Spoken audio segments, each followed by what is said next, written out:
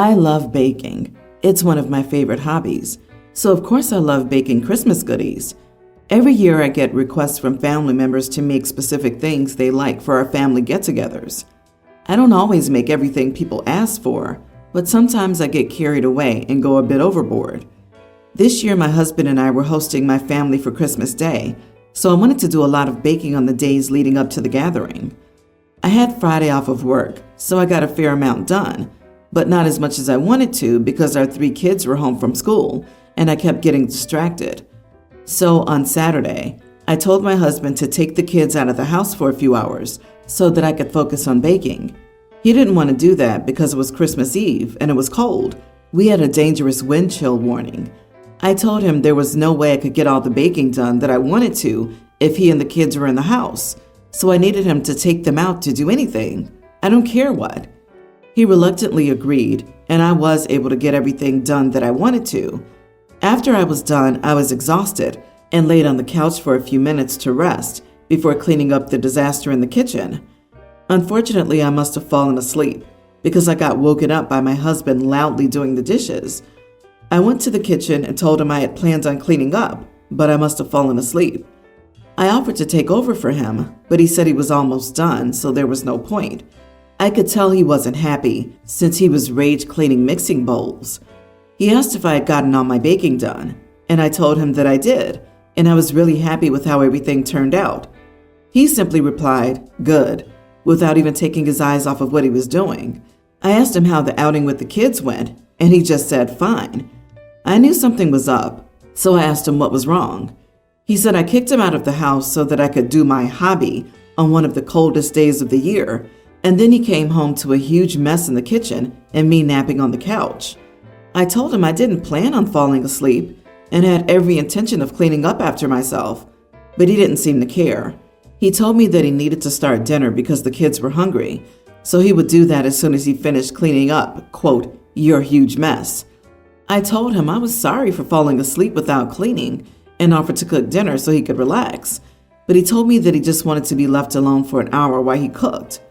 This isn't the first time he's cleaned up after one of my baking marathons. When he cooks, he does dishes as he goes, but I can't multitask like that, so I leave the dishes until I'm done, but sometimes I get distracted with kids or something else and unintentionally leave a mess in the kitchen, but usually I can get him to at least let me take over for him if he starts cleaning up after me. Am I the idiot? He really didn't want to do that because it was Christmas Eve and it was cold. This isn't about the dishes. This is about forcing your husband out of the house with zero warning on Christmas Eve and on a day with dangerous weather conditions. This isn't like a summer's day where he can just take them to the park. What is he supposed to do with them? Take them shopping? You are the idiot for kicking your husband and kids out of the house on Christmas Eve. And she says her family requests stuff, trying to pass this amount of baking off as an obligation. It's not. We're not stupid. You baked this much because you wanted to and decided your individual leisure activity was worth treating your family this poorly on Christmas Eve. And it's also all in preparation for hosting her family for Christmas and making many different things that they want. What's in it in any of this for her husband? From OP's story, he doesn't even like the baked results. If she doesn't change, I think she'll get divorce papers for Christmas next year. Even worse, she's putting her hobby before her kids' safety. The husband was worried about taking the kids out, so the fact that OP didn't care is heartbreaking. If OP couldn't possibly bake with the kids around, then she shouldn't have baked. You're a mom first. In your husband's shoes, I'd feel disrespected and hurt because you're basically showing him that your hubby and kids matter less to you than your hobby does. You need to change, and quickly. Here's some background information on the problem. I, 25 female, hosted dinner a few weeks ago at my place. Everyone was having fun, and the topic of moving out and charging your adult children rent came up. I'm not American, and if I'm being honest, I didn't even know this was a common thing. I told my friends that in Brazil, this would be looked down upon, and that I didn't know a single person who had paid rent to their parents. I have 3 grown sisters who live at home, and no one pays a cent. I finished my speech by saying that it's fine if they disagree with me. but I personally would never charge my children rent if I wasn't struggling. My friend Amy, 27 female, said that someone from a third world country wouldn't understand and that my sisters shouldn't freeload. I told her it wasn't like that. My parents love to have them around, and it's common, if not expected, to live with your parents until you get married or find a long-term partner. Amy replied by saying that my culture is backward. I tried not to get offended by her choice of words and said, agree to disagree. Back to present. I hosted again last night and told my friends that my older sister's engaged. Amy proceeds to ask if she's finally going to grow up now or if mommy and daddy will pay rent for her elsewhere. I was sick of her little comments, not the only thing she said these past weeks, and said that, no, my sister's buying her own condo with my brother-in-law, and that maybe she could do the same soon if her parents didn't charge her $1,000 plus utilities every month. This erupted into a fight, and dinner was cut short. Some of my friends think I should apologize to Amy to keep the peace, but I don't think I should. Am I in the wrong here? She called Brazil a third world country? What an idiot. Screw her for her third world and backward culture comments. Don't entertain bigots. I don't understand how your friends are split about this. Amy was being insulting and rude, and she's the one who owes you an apology. My friends are torn because Amy's very sensitive about housing. She had to go back to her parents after breaking up with her boyfriend and is ashamed of it. I thought she'd feel better knowing that this is very common in a lot of cultures. But what do I know? LOL. Amy's been very rude to me ever since she found out that my parents helped me pay for the down payment on my condo, and I'm growing tired of it. Oh, I'm sure your comment hit too close to home. She's jealous. Amy's ignorant and is unaware that not every place in the world is like the soccer mom suburb that she grew up in. At the next party, ask her to point out Brazil on a map. Agree. Calling OP's culture a third world, necessity to survive, while implying that they're spoiled for getting help on their first home and that the sister as a child pretty much gave it away. If she really did mean it, it must be utterly humiliating knowing that your friend from a poor third world country with family living at home still got more financial support to start their adulthood than you did. Screw her. I, 32 male, was recently bestowed an inheritance of close to $50,000 by my late grandfather, 91 male. The reason I received the inheritance, according to the will, is that I was the only person in his life who would make a point of visiting him at his nursing home. His wife and friends were all long deceased, and my parents live in a different country than him. I would visit 1 to 2 times a month to check in on him, play cards, bring him on walks, etc. The main reason for these visits was that my grandfather was always there to listen and talk to me when I was at the lowest point in my life after getting home from deployment. We were both combat veterans, so he understood me on a level other people couldn't. Here's where the problem lies. My grandfather held a lot of extreme viewpoints that I disagreed with, specifically against the LGBTQ community. I resented my grandpa for these views and called him out on it whenever he'd say something inappropriate. I was very close to ending the visits because of these views, but decided against it for reasons discussed prior. My sister, 28, is happily married to a woman, 31, and therefore obviously cut off contact with my grandfather. My sister and I had a very good relationship in general, but we would frequently fight over my continued relationship with my grandpa. So when he passed away and left me the money, I did not think that there would be an argument over it, as my sister wanted nothing to do with him, understandably so. However, when she found out about it, she demanded that she should receive half of the money.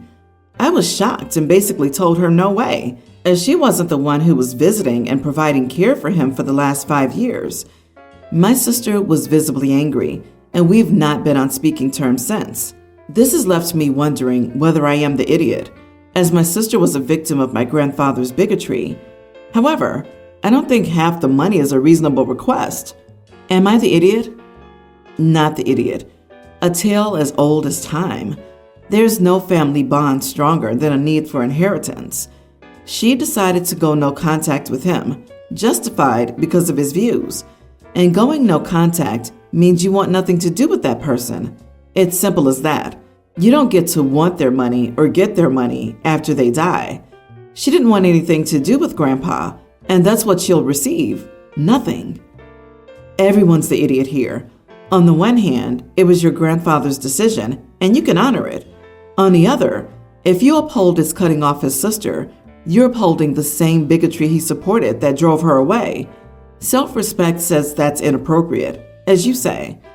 Honestly, I would share at least a fifth or a quarter with her. You'll probably lose a relationship with your sister if you share nothing. Is that a consequence you're okay with? Yes, you are the idiot.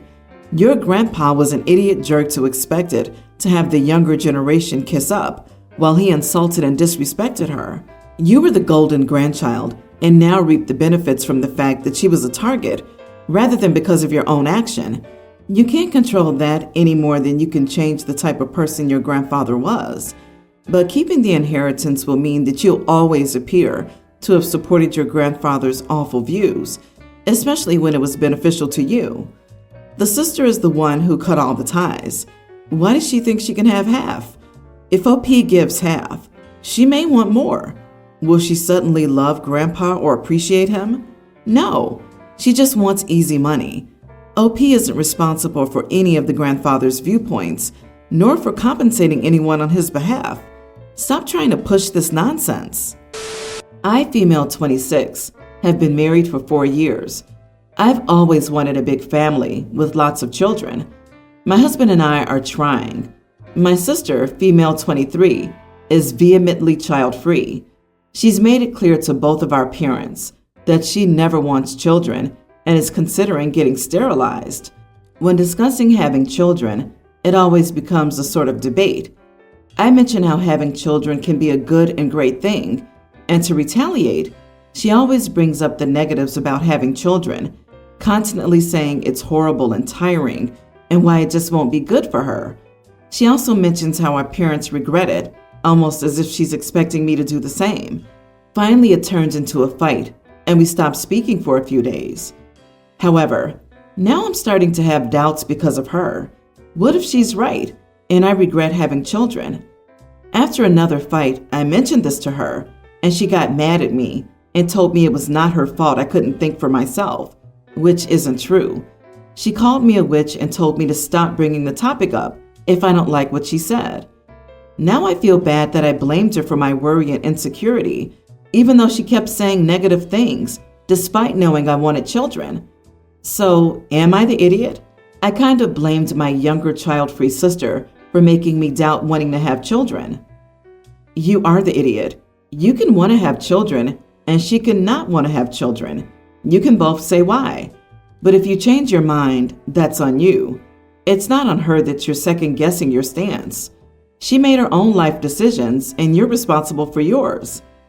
OP, it sounds like you bring up the topic of having kids intentionally to create drama.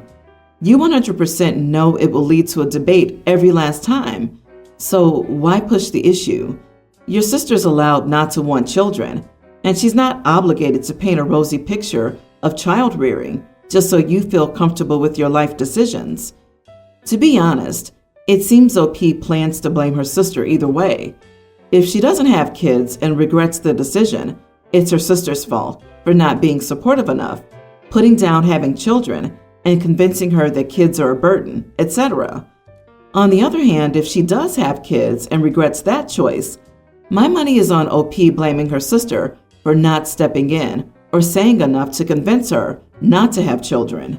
Woe is me. Everything is everyone else's fault.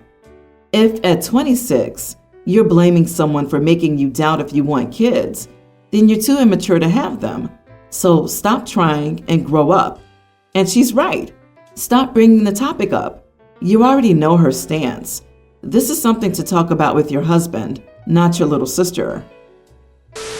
My husband's daughter, 21, moved in with us after she turned 18 because she hated her mom's boyfriend. I actually had a friend paying to rent a room at the time, which I asked to move out so she could have it. Even didn't charge him for the last month to help him find a place. It has honestly sucked. She was entitled, lazy, and refused to clean up after herself. She would complain about dinner, get up, and go back to her room, leave her plate at the table, clean her room, and leave a sink load of moldy dishes. Never once helped me clean any common areas, pays no rent. One time I woke up to her gone, and the guy she had been dating for 3 months was watching TV in my living room while she was at work. I could go on for days. She would only help if something turned into a fight, either with her or I and her dad. 5 weeks ago, we got into it again, and she packed her stuff and left. Found out later that she moved in with her 40-year-old male coworker. Now she and her coworker are not getting along. It honestly sounds like similar problems, and she wants to come back. I'll be honest, I already cleaned out her room and made it into a game room / office / workout room. Life has been 1,000 times better with her not here. She comes over and visits regularly. That started not long after she left. She got nicer and told us how mean her roommate was. This guy has a married couple and a child living with him too. And her dad still takes her out for dinner and things like that. So it's not a no contact situation. Her mom is currently couch surfing, so she can't move back in with her. I don't want her to move back in here. My husband wants to let her come back, but to give her a timeline to find another place. I don't want to because, number one, I'm enjoying the peace and having our own space. 2, I don't trust her to stick to an agreement. 3, she had bad-mouthed a ton of people, and she and her friends call me stepmonster, so I'm not inclined to help her. Edit. To be clear, she's safe where she is. She's just not getting along with them. Unhappy and broke. The house we currently live in was mine pre-marriage and was part of a prenuptial agreement. Of course, I consider his feelings, but at the end of the day, it is my call. Not the idiot. This girl sounds like a nightmare. She's 21. Time to grow up. She didn't run away. She chose to leave because it was easier at the time than respecting you or your property. It would be naive to think it'll magically be different next time just because she's desperate. Obviously, your husband gets a say in this too, but your concerns are valid.